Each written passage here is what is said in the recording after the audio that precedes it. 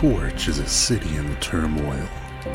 With the town's namesake out of commission, the people need a strong leader to guide them through this difficult time. That person is not Dolga Federt. While the rest of the council is away, Dolga comes out to play. Only she's playing for keeps, and when the town's economy needs a stimulus, Dolga offers thousands of gold to anyone willing to listen. Dolga is a power-hungry dwarf who forces her way into people's places of business because she feels like it. This menace to society is abusing her power to relive her glory days of adventuring, but at much too high a cost. The people are getting hurt. The people of Torch have had enough. When one woman plays judge, jury, and executioner, nobody is safe. It's time to stand up to this tyrant. It's time to take back Torch for the people. Paid for by the Society of Casino and Gambling Hall owners and proprietors.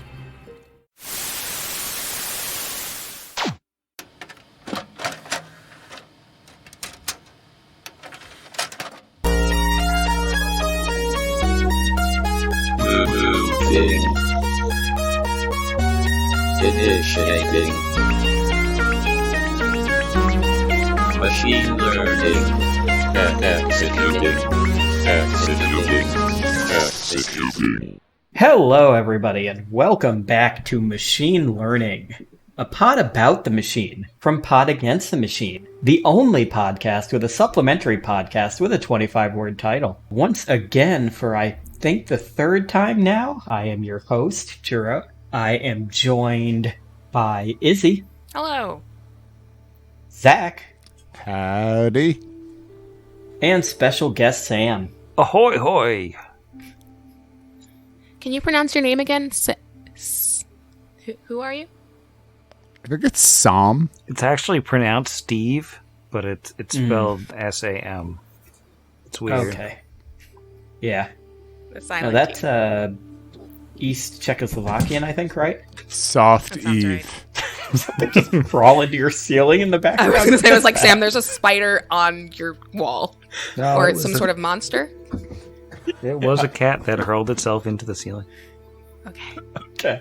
I was gonna say that was definitely something climbing up into the ceiling. Yeah, like no, immediately I didn't know if that distracting. was gonna be like somebody's head from the thing or what that was. Anyway, though, aside from the terrifying demons that we're seeing through Skype and Sam's background, we are going to have a little bit of a recap of May's episodes. So, start off with, in 20, we decided to storm the castle, so to speak, and head to Garmin's warehouse, bringing along the mayor for some reason, because we couldn't really find anybody else. And we decided that, you know what, we're a new level, let's go beat up a bunch of people. What did everybody think of the warehouse fight, our first level 3 combat? That was pretty satisfying. It was good. As a person who is not necessarily, like I said, my version of combat, I come in, I hit a thing, I leave again. But that, I really think all three of you really had a moment where I was like, this is so good, I don't even care anymore. And then kind of remembered afterward, oh, I should also play. It was a very satisfying turn of events. And kudos to all of you. Sky Medal, right? Yeah. I was really excited to get a bunch You're of new welcome. spells and use them all within like 5 minutes of waking up. And I will also add that it wasn't an arbitrary decision to, I wouldn't say deputize the mayor, because I guess she deputized us. But, you know, it wasn't arbitrary because she's a giant adamantine warhammer and was just kitted out and like ready to enact martial justice at just the whim and word of some weirdos who spent a bunch of time under the mountain. So, I mean, I love it. She was ready to just straight up go to war with a local business leader on our beck and call. So that's a valuable thing to have in our pocket, I would say. But I would say that I was also a little frustrated that, like, you know, I really wanted to get him, man. I mean, I throwing like color sprays and grease all over the place. I was really hoping that we were able to take him down. And Yeah, no, you threw everything but the kitchen sink at him, and he still managed to slip out. It's true. I mean, it's unfortunate. Like, glitter dust is, I don't have it. So, yeah. It's not much we can do against invisibility at this level. Now, one thing I will say, we recorded 19 and 20 back to back, and in 19 you guys decided to bring Dolga with you. Dolga doesn't have a stat block in the book. They tell you that she is a Fighter 3 Aristocrat 2, and that she has a +1 Adamantine Warhammer, and that's it. So in the 5-minute break between recording 19 and 20, I cracked open Path Builder and I made her a character sheet. And she was pretty solid, I think. She took some stuff out. I mean, the fact that she was level 5, I think, helped. True.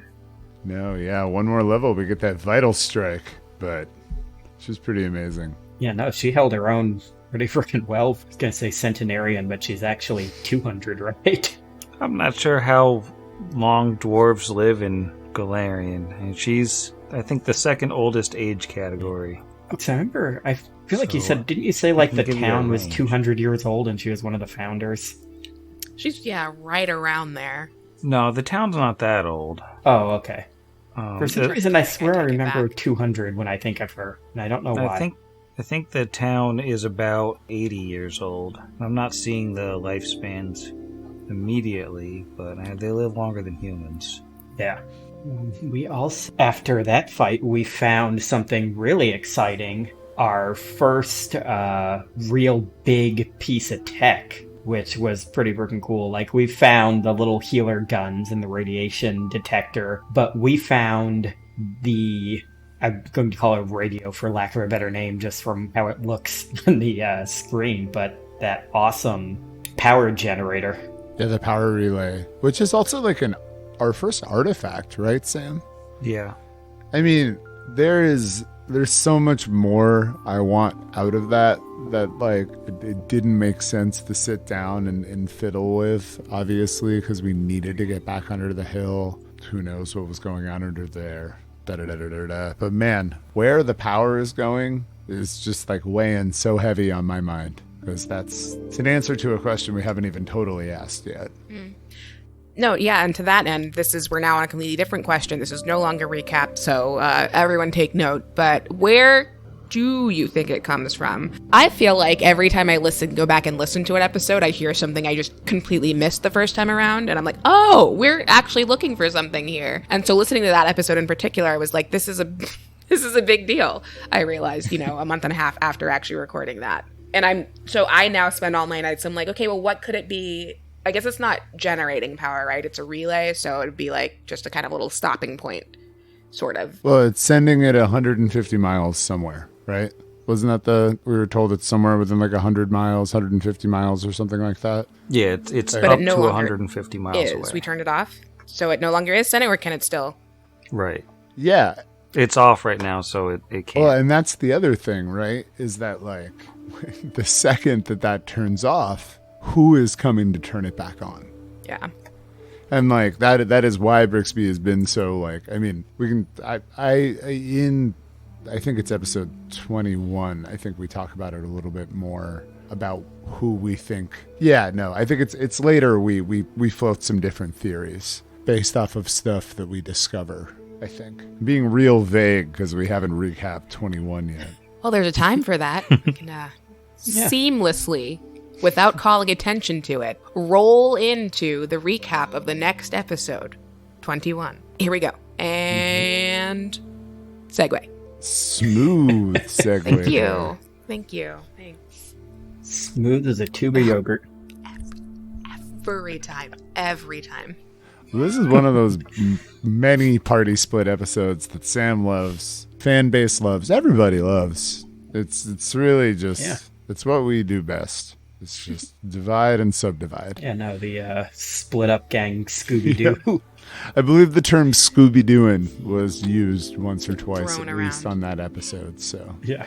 yeah, but Scooby-Dooing we did. I know that Vargas and I went with the Centurion to send, I don't know, whatever. She's old. Venerable hammer wielding mare. and to Garmin Ulrith's house in the fancy district that he didn't really seem to live in. And we broke in with this, not with the stealth, kind of like Steel Team 6-y a bit. There was some kicking. Yeah, smashed in both doors and just... Yeah, we zero dark 30'd the doors to an empty house. Went inside, took some 20s, rustled some stuff around, eventually found a safe. Brixby did what he did best, looked for traps, failed to find them, and got injured by them. Yeah. Real bad. Specifically, he got a metal spike. I believe we decided, based on the amount of damage it did, that it went through his face. Spike through the face, yeah. Indeed. But as a fine reward for that great sacrifice of his, sub-normal charisma visage, even more nasty now. Yeah, we got some of Garmin's personal effects. One of those things was a letter. This letter was really exciting to us because, as we were mentioning just moments ago, we've been speculating how many parties are at play here, like what's going on, where this power is going, etc., etc. And now we know that Garmin is working with the purple-haired woman, M. How did that make you feel, Izzy? Good. Yeah. The longer answer to that is that I think while you guys were doing that, Kira and Asher went to the casino and had much less luck, much to the party's dismay, for a number of reasons, which I'll come back to in a second. But you opening the letter and reading it reminded me of way back when, before we had started recording, when Sam was still doing mini lore dumps and sending things out. And this feels like it's an okay thing to talk about, but if not, we can cut it out. But having those, everyone gets a little this is a thing you've heard about another character, or about the town. And I suddenly I was like, oh my God, that's right. I remember that from August of, that I then mentioned in that same game. So I don't think I'm spoiling anything of having heard that Garmin had been employed by technically the whole time, which I clumsily then manufactured, and Akira being like, oh right, I forgot about this thing. It's one of those, where your character knows significantly more or less than you do. In this case, neither Kira nor I got that until that very moment, and then I was like, how do I make this sound like I didn't just remember this from fact? Which I didn't do. But the fact is it's out there and just kind of continues to weave in this whole other mystery that I kind of keep forgetting about. It makes me excited for what happens after this, when we eventually fix the torch and then presumably go on and just take out the whole Technic League, I think is where my goals lie. My own self. And to go a little bit more into quite part of this specific recap, but it was a neat little thing, and I don't know if it's something Sam came up with or if it's something that the AP suggested, but he had us each give 3 little bits of stuff about us. Was it 2 true and 1 false, or 2 false and 1 true? I can't remember which. 2 truths and a lie. And then... Yeah, I think it was basically 2 truths and a lie. Yeah. And then he, tweaked it some and disseminated it out amongst the other players without telling anyone, whether it was true, to basically create rumors about the characters that the other ones would know. And it was a really neat little touch. Pretty cool. Yeah, it was a play on a thing that I think Paizo has done in a lot of adventure paths, where they give you a table of rumors about the town, and they're like, some of these are true, some of these are false, some of these are exaggerations on the truth. So I took those, and then I took all the ones that you all came up with, and I mixed them together, and I can't remember how many I gave each of you, but you got rumors that weren't necessarily true, weren't it, and stuff about each other and all that good stuff. I'm still pretty excited for those to come to surface.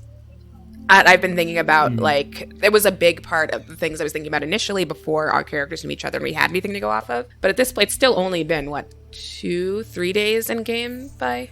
I think 21 3 days. I think we're dawn of the 3rd day. And 2 days till the moon comes down and kills us. Yeah. So by that time, if I got 3 of those rumors from you, Sam, one of them about the town, and then others not about the town.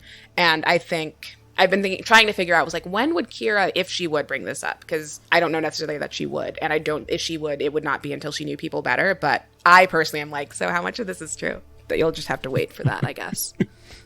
So we had our little Scooby-Dooing. We split up, searched, weren't able to find Garmin, but were able to find some really interesting info about him, that he's working with the League. And I'm trying to remember, did that note just have an initial, or did we actually get a name from that we can now think we can attach to the mountain person? The note just was signed with an M. Just an initial, okay. I was trying to remember if it was an initial or a full We name. got Go. Kira and Asher talked to Nick Shariel. Is that how you say it? We've asked that name 18 different times, and I never remember how to pronounce it. The snooty elf assistant. At the casino, and she was like not at all forthcoming. And we pressed her and got nothing, and then both left. And then the next day came back, and she had like rousted the place and left. And we're like, dang it, so close. Yeah. I still think that we should have just punched her way into the office, but what are you gonna do? It's back on the accidental war crime situation.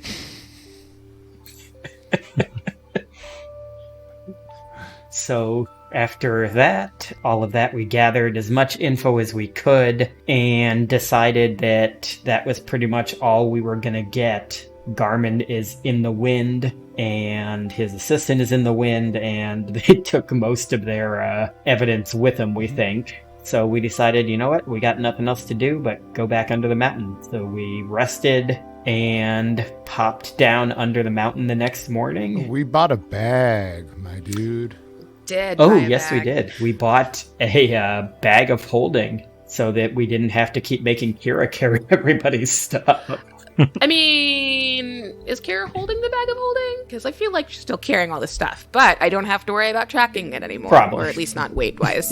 Yeah, now she has a personal pocket dimension that's doing a lot of the work. It's much easier to just track the 10 pounds or whatever it is that thing is than to try to keep track of 70 pounds worth of various swords and weaponry. Which is, kind of a bummer for me personally. Also, canonically, because if she is carrying that bag, it's a very cute bag. It wasn't before, but obviously we stopped off at Joanne's and picked up the appropriate fabrics. I don't know if those things have to be enchanted or whatever in order to maintain the properties of the bag itself. And frankly, I don't care. Oh, she could probably add it as kind of a sham around it, like a cozy. Yeah. A bag of holding duvet. And speaking of magic pieces of cloth, like now that we have you got this bag of holding here, we can finally stuff like non-breathing things like robots and corpses in there instead of the blanket. We could carry a couple. Yeah. Heck, we're not limited to just one dead friend at a time. Well, it could be Zach, a group. Let's not get too far away from the roots of the show. I think the fans have really come to rely upon the DFB as a staple of what we stand for. I'm just saying we don't have to. We still can, but we no longer need to the dragging isn't necessary. It's a voluntary thing. Yeah, we're just doing it for fun now. Well, I think we're more doing it for merchandising at this point. When we open up our store, we're going to have dead friend blankets on sale. DFB Junior. They'll be very tasteful. I assume that's how we kind of, that's us asserting a little bit of dominance over the town. Like we just drag a dead friend through a blanket once and then a technological marvel the next night. And like people are scared and kind of... Don't threaten us. We could drag you through town in a blanket. It's true. And speaking of dead friends, another thing that happened, the last thing that happened in this group of episodes was the polar opposite of our warehouse fight, where we went, hey, we're a new level, we got all these new powers, and we dominated the fight. We then, after going back onto the mountain, got ourselves a rematch against one Mr. Hetuath, and he didn't do any worse this fight than he did the first one. We might as well have not taken that level up for all the difference it made against him. That was a rough episode. Yeah, no, I think that like a couple things are at play here that have, I mean, historically worked against us. Like one is bottlenecking, or like when we get stuck in like 2x2 formation or less, it's rough. Like not being able to get our frontliners to the front, stacking 2 to 4 in a sea of soft cover in front of Asher. Whatever the hell Brixby does in fights besides die before dying. And that leads into the second point, which is that was one of those fights where I just like walked through a door and immediately got hit. Right. So like that kind of sets the tone of things. Like, I mean, I understand for story reasons, especially because he's undead, why this is possible. But I love the idea of the fake sun rising and setting while he's just standing by the door with his arm cocked for like, maybe takes like a brief moment to like go to the bathroom for a second with a "be back in 5 minutes" sign with a boxing glove attached to like a metal arm at that point. But like, you know what I mean? Like it really felt like he was just waiting to fuck Brixby's day up. Like just so. I know. No, we'll just put a cute little censored beep over that and leave it in. That was, I think, one thing that the only thing that really brought for me levity to that episode was the image of him standing there in the shadows for days, just like, I'm gonna punch this rat so hard, because most of the rest of the episode was real stressful. I don't know how you all felt. That was, I think maybe, and there were definitely stressful moments in the podcast, but I was like, okay, so if someone dies, do we all get like a break? Because I'm going to have to excuse myself to go cry in my bedroom and then come back and be like, I guess this is where we're picking up now. That was, I think, half of that episode. I was like, okay, well, what moves should I, the half that I was conscious was, I was like, what moves should I be doing? And the other half was like, literally, how do we keep podcasting if someone dies? Because I will need to take a 10. So we can say that, glad that didn't happen. I was real concerned. And now I kind of feel like we've discussed after the pregame TPK what we do mechanically, but I was like, I literally do not know how to come back from this if Brixby dies here. I was like, that seems like how do you keep recording then? Because I'm sad. Yeah, so I'm building that awful. into my recovery plan as a just take a 5, go for a quick jog, and then come back. So like Sam, do you find that it's more difficult to look at yourself in the mirror after episodes like this? I just want to know, as an injured rat. Inquiring's I think minds the want to people know. deserve an answer. I didn't specifically plan for Brixby to be in the front there. I was sort of assuming that it would have been a real frontliner, if that's not too mean to say. Like, somebody with double-digit HP, is the main thing. But I was super excited about the fact that Hetuath was not dead and he was just waiting to punch somebody in the face. I thought you guys were going to house him just based on how easy the Ulrith fight was. And I seriously underestimated the bottleneck, I think, because he didn't have his swords, he didn't have his javelins, he didn't have his cloak of resistance. He was a diminished foe, and you guys were one level higher. That bottleneck. But yeah, the fact that he could just stand there and just drop you one by one as you stepped up to him. Oh, that was so bad. That was real rough. I think I took 3 hits trying to get around him to get into flanking, and still never managed to get actually all the way around. That happened to Brix too. I remember Brix, like, who had a really good chance, like acrobatic, like, flipping around the other side to get into the flank is kind of bread and butter of rogue things. Granted, he hasn't been a rogue for the past couple levels, but yeah, thought he could pull it off. But yeah, when I failed that, bud, I knew it wasn't going to go well, because there was no, if we weren't getting a flank on him, then yeah, like we were just getting stacked up. Asher, who really like can save us in times when we need heavy DPS, especially if like Kira's down or something like that, just can't get a clear shot when we're all in front of him. I mean, it's a great tactic that this whole kind of book has presented for us fighting under there. So I think it's made the Galarn fights much more difficult. Because, I mean, I don't know, like fighting like Kasatha zombies out in the open was just like, whatever. Like, we can get around you, we can trash you, we can whatever. But I mean, it's been really neat, kind of right off. And by neat, I mean sort of frustrating. Fighting in all the tight quarters that even our later episodes that I almost just spoiled. So I'm going to stop talking right now. Yep. narratively, it was a lot of fun, and one of those, again, great. Like, we've leveled up. We all felt super strong coming out of that warehouse fight, and then immediately walking back into that cave and being, like, almost back to back. I mean, I anticipate, again, as I've discussed before, one of the reasons I like playing Kira is because she's super strong physically, but pretty new to fighting, period, and fighting with people. Like, the idea of strategy doesn't occur to either of us, frankly.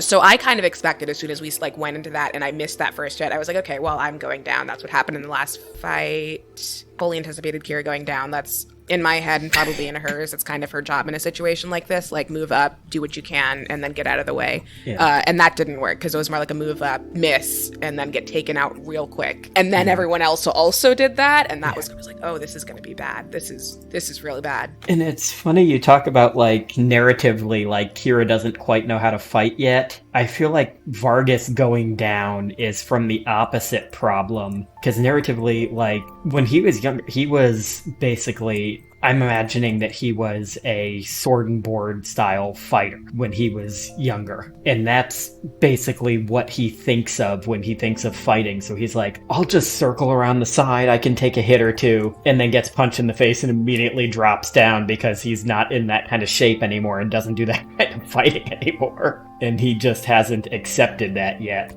We'll get there. We're figuring it out. And look, we all live thanks to Jeff/Asher as per usual. I had a terrifying moment during that recording where I thought that Jeff was about to try to stand and bang with him and just, like, take the hits with the guy who has 4 slam attacks as a ranged character. I thought he wasn't going to move out of the way and make him chase him. And I was like, this is a DPK if he doesn't move. Why won't you move? I mean, like, despite the fact that it's been, like, an action-packed series of days, it has only been a very short period of time in which some of us have even multi-classed, so, like, and I mean, I don't really want to get into things that I think will be thematically explored, but, like, why some of us might not be as optimal at playing the classes that they're currently at, aside from they're maybe not as good as playing wizards as they are rogues.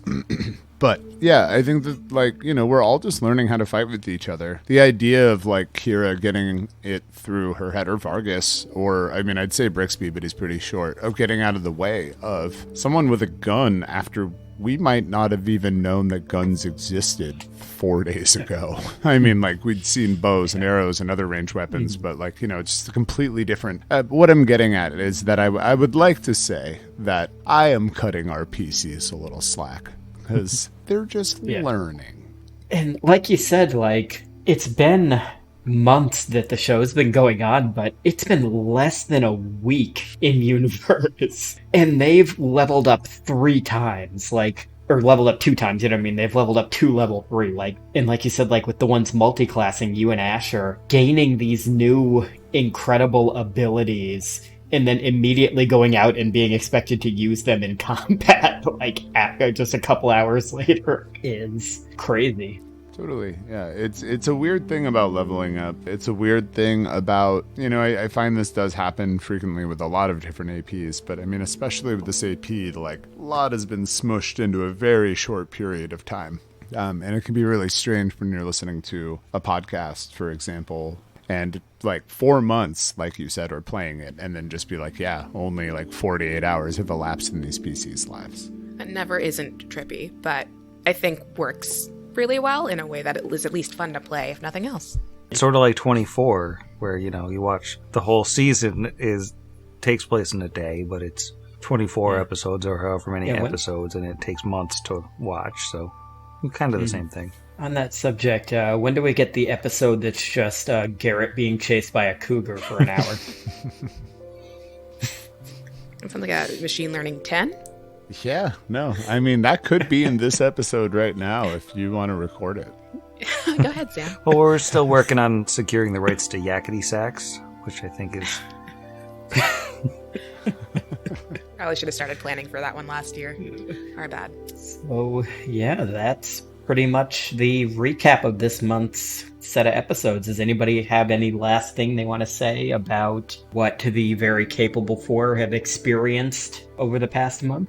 I think now that we're actually rid of the guy, I can actually tell you what was going on with Hetuath and his skull buddies, since you failed the knowledge checks a couple times. They had this, I think it's just called regeneration was the trait, but basically they would come back to life every 26 hours. No matter what, you could have crumbled them to dust, they would have come right back, unless their bones were exposed to the simulated sun. So when you hit that button and reset the power and brought the, environmental controls back up. That killed all the outside ones. Yeah, that, it turned the skeletons to dust, but Hetuath wasn't out there. So he stood back up and, he 26 hours later, and I had a tally going for how many hours passed for when he was going to be back up. And it didn't wind up being a thing because you guys sort of took a day off, or took a day outside the mountain. But after that, he was up and he was ready to kill. And he was screaming, how did you do it? Because all of his minions were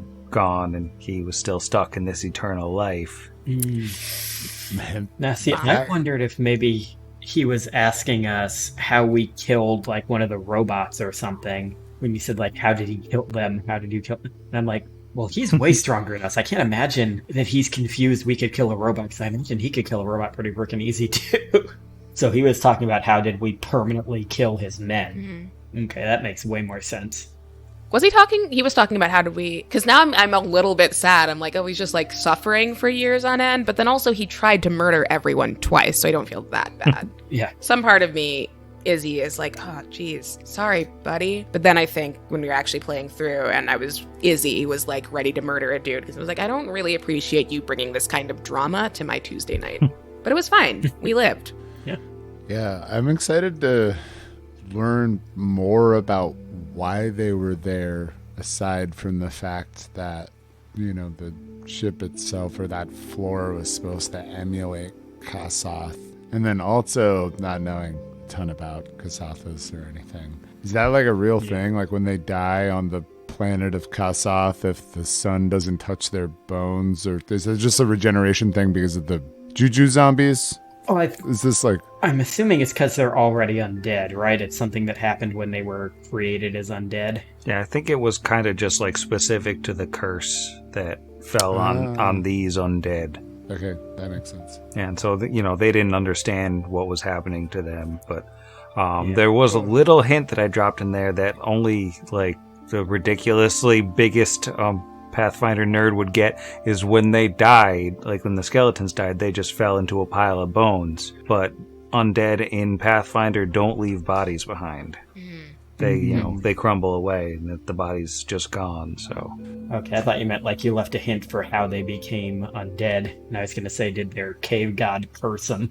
I can't speak to that. Yeah, I think that's stuff we could still find out. I just think it's kind of funny, if not a wee bit ironic, that the old devotee of Xiphus had his minions accidentally wiped out by me pressing a button. I think that's pretty funny. That's what you get. He got what he wanted. Venerating senseless there you go. Death or undeath. We got it. That is a very karmic death. Yeah, no, that's beautiful. That was really nice. This episode, gonna get a Pulitzer. Or whatever they get in podcast. Only way it could have been better was if during our fight with him, he had somehow tripped and fell into the sunlight and also died accidentally. Which would have stolen away the glory of Asher/Jeff getting that final blow. But all of us were unconscious, so I guess it's meaningless anyway. Yeah. Because if you didn't see it, it just didn't happen. We can tell him, yeah. He could tell us whatever he wants. That was Schrodinger's smite. Yeah. If Asher shoots a gun and there's no one conscious to hear it, does it actually make a noise? So, yeah, that'll be the end of our recap section, and we'll see everybody after this message with our Q&A.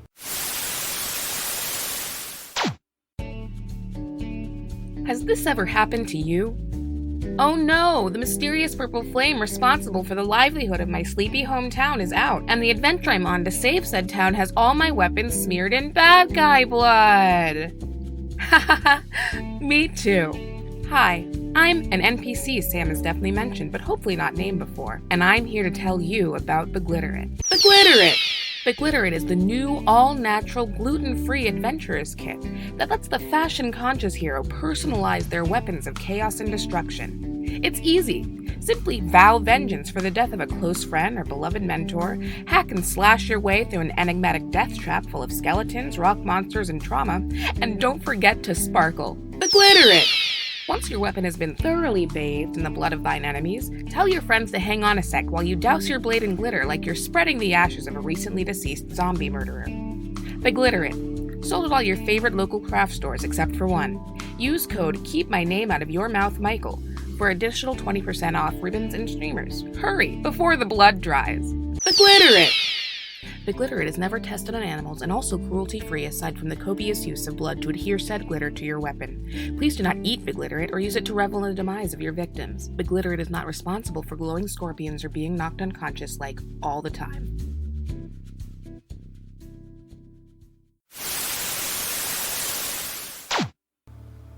Oh, here's one from Bellandora, or Bellandra, which is, again, my preferred way of saying it, but also pretty sure wrong. What has been your most epic character moment to date? Could be this game or any game. Sam, you go first this time. Oh, man. Yeah. I'm going to do a deep, deep pull to back in the old AOL days. I used to do, like, basically play-by-post, but in chat rooms. And I had this one character who went through several iterations, but in the end he was basically a T-1000. But it was fantasy, and it all made sense for story reasons. But he wound up getting in a fight with, basically a Dragon Ball Z character, because such things happen. And he was just massively outmatched power level-wise because it's Dragon Ball Z, and he just kept getting chunks blown out of him. And I think in the end, he had like a nail gun and he like shot the guy full of nails while he was only like a torso sitting on the ground, and both characters wound up dying, but it felt very epic to like 12-year-old Sam. Nice. Death by nail gun. Love that. I'm done. Oh, I'm supposed to say a person? I don't know how to do this. I'm not hosting. I'm gonna do Jiro because he's sitting in the shadow over there. Yeah, sitting in a shadow. Only have one light on in this room instead of the normal 3 that I have when we're rolling dice. Honestly, probably this show, Vargas waking up and killing that frog. That was almost mine. It's not even mine, but I was like, yeah.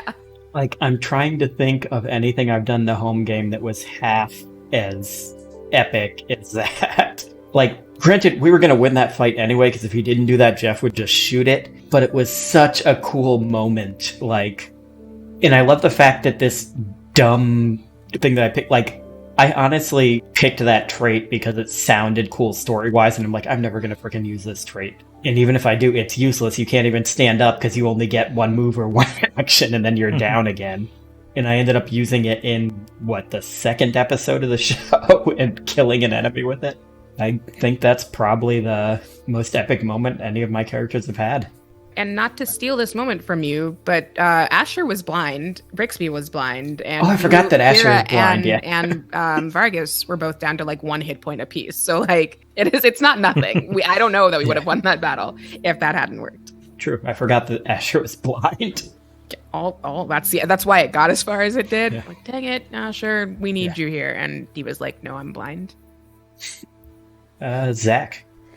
Let's see. I have like a couple like Pathfinder related ones I could maybe think of. I've always loved that while it is a super high level spell, that animate object can be used on corpses, canonically to create an animated like corpse or zombie that isn't actually undead. So I had a character, a witch, that had access to this spell, and that raised the fallen brethren of a paladin that was in the DM's opposing party, and despite, their best efforts and, or maybe it was a cleric, I think, because they were trying to use positive energy and it just wasn't working, and the witch was laughing and saying that their god has abandoned them. So that was a pretty, like, kind of exciting, like, I got you kind of moment, using a spell. I don't know. I also just once in a one-off got to use a character that was designed to use like improvised weapons like Shinigami style. I'm probably pronouncing that wrong. They were like a brawler, an archetype that used that wound up picking up a character's severed arm and using it as a weapon for a little while. I know these are both really gory, but like Sam's initial story sort of inspired me to remember my sort of dark ones. So yeah, those are my moments. Cool. Mine is not that. This is a 5e Princess of the Apocalypse game, I think. And this was one of very few times in which I chose initially to play a caster, but I was playing Blade Singer, which is like a caster with a sword. Because again, really my preferred method is just smashing things until they're dead. But we needed a caster for this particular game. And the great thing about that is you have a crazy high AC, so you almost never get hit, and you could just sneak in and do damage and cast spells, and I loved it. The not so great thing, of course, is you are still very much a wizard, and when you do get hit, it's real bad. So most of the first 3 sessions of that game, I got in some great damage and then just passed out for the rest of it's this game in that way, really, except for the getting in great damage first part. This particular one, we were up against our first big bad of the campaign, and I had one of those ideas in my head where you plan out several rounds in advance, which I never do because I don't enjoy it, but I was excited about this one. I'd set this little trap and they were going to wander in. It was going to be great. And then before I could execute that spell, I got taken down and I was so mad. But then on my turn, I rolled. The person tried, our GM tried to kill me, was just to be a jerk in the game. Tried 3 times to hit me while I was down, which then double damage and all that sort of thing. Missed all 3 times. On my turn, I rolled and got a nat 20 on my first death save, so I got to come back with 1 point. And what I should have done was left, just disengaged and went and sat somewhere, but I was bitter because I had a really great idea and I didn't get to use it. So instead I used that move to attack. It almost killed me, but I just decapitated the bad guy instead first, and I felt really good about that for the next 3 weeks in game. It was I don't actually have to fight because I'm a hero now. That also didn't work, and I'm pretty sure the next battle I was taking. Anyway, the point is that initial this worked is really great, and then after that you really once you do a cool thing, I think the rule is you no longer have to contribute to the party. That's what I've heard in my explorations of the TTRPG space. So thank you for going on that journey with me. Thanks team. Are you ready for a new question? Here we go. From Darby again. How much swearing at each other do you cut out? I think it's a question for, let's say, half of the team, and less so the other half of the team. Sam, Jero, what would you like to say for yourselves? You potty mouth individuals. God, we didn't even have Jeff for this one because we're that guy cannot be trusted to not say a swear. You got to mute him for 10, 20 minutes at a time. He just goes off on these wild tangents. Yeah, it's the first time I've actually ever seen a podcast get an NC-17 rating. It's been really hard to shake that. It's one of those things I frequently bring just to outside of the podcast. I think we like to have a cool down session to be Jeff, are you okay? You seem really upset. You dropped a lot of swears. That's a joke. I think the actual answer to that question is a fair amount from me, I guess. I feel like everyone else is. Well, not really at each other, though. Yeah, I'm never at you, right? That's ridiculous, unless you continue to bring up yogurt. But I think we all get along pretty well, and it's just when I happen to forget that we're recording already. It's I don't know, 15%? I'm lucky that I work with the public, especially a lot of kids and old people, and have for the last decade. So I've basically trained myself out of swearing when I know I'm somewhere or doing something that I'm not supposed to swear in, because I actually in my private life swear like a sailor. And I am glad that I do have that kind of restraint trained into me, because otherwise Izzy has nothing on how bad I would be if I wasn't used to stopping myself before I say anything. Okay, well, don't make it a challenge. Otherwise, same-ish. I mean, I have a job that honestly, that job doesn't necessarily help those things. But I talk to my grandparents sometimes.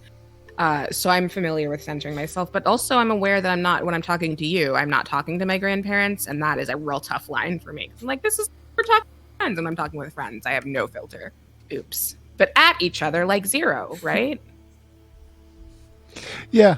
No, I would say that, like, even when, like, Sam, who is obviously the most deserving recipient of all of the verbal abuse that's thrown around on this podcast that we decided out. You guys just hear all the rosy stuff, but it's pretty rough. It's like a late stage, like, very popular rock band, like the Beatles or something. But, you know, you guys only see the rosy side of things. No, honestly, I don't think we've ever sworn at each other. And I mean, yeah, Izzy and I swear a good deal, but it's usually just like, no, honestly, I don't know. There's no typifying what we usually swear about. We just swear a lot. We both just swear an awful lot. It's just a lot of it's just part of my vocab, because I am not ever around old people or kids, so I don't have to do that. Gosh, we live this whole game just right on the edge, you know? And then sometimes you get excited and you forget that you're doing a podcast. So, uttered out of excitement. Or sometimes your castmates tell you you're allowed to swear. Yeah, sometimes you're lied to. Just go along with it until it happens. Sometimes you're lied to by castmates, and they say things like, hey, don't worry about it. It's cool. We're on Sirius XM. And you're like, cool, I'm going to buy into that because I trust you as a person. And then sometimes those things are lies, and then everyone mocks you, and you get dropped in the Discord, and it's a crazy time everywhere. But only sometimes that happens, so I'm not concerned about it. Yeah, I used to swear. Zach, would you I like used to swear like person who just talks normally. Then I had kids and I still swore some, and then one day I was driving with my daughter in the car and like somebody cut me off or something, and I swore thinking it was under my breath, and then my daughter said, I'm gonna dox some people here. My daughter said, Grandpa says that too, and I was like, nope, I'm done. It's over. And that was the end of it for me.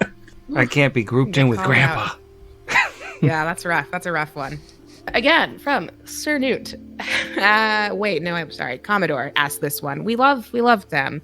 How much wood could a woodchuck chuck if a woodchuck could chuck peckerboards? I don't know what a peckerboard is. Is that a thing? Check it out. I'm jumping right into the Google there.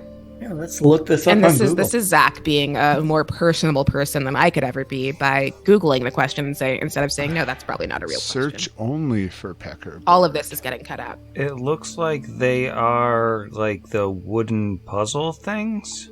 Oh, those things. I didn't know that's what those are called. Yeah, neither did I. Also, I used to have a crap ton of those when I was little.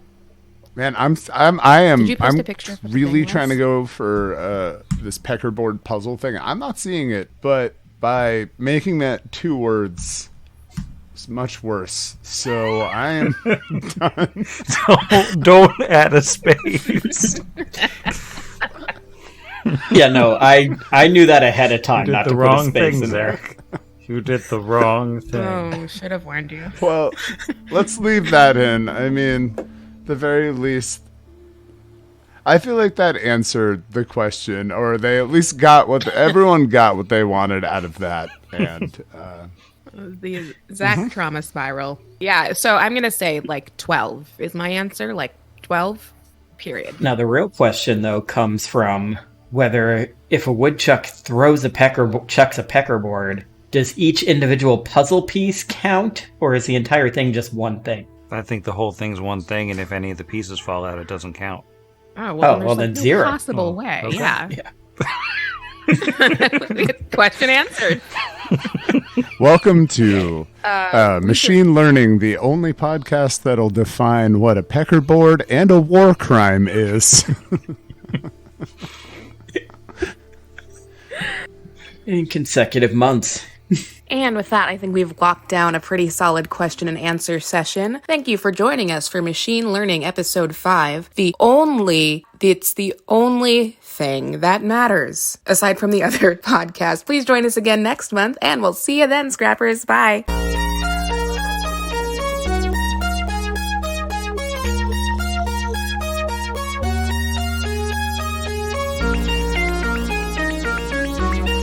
Machine learning. Kill command received. Terminated.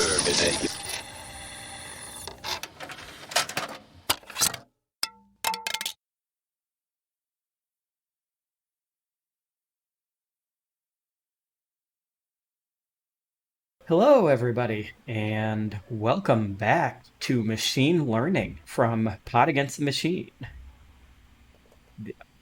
Shit.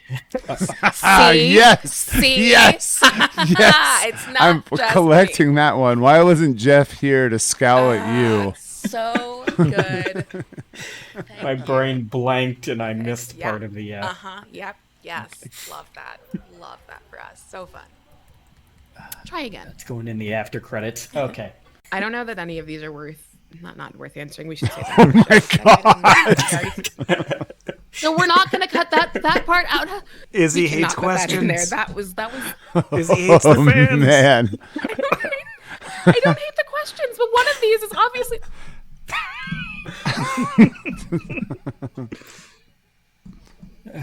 As Tracy Moore would say, don't hate the questions, hate the fan. I wouldn't do that either. I think everyone is great. I just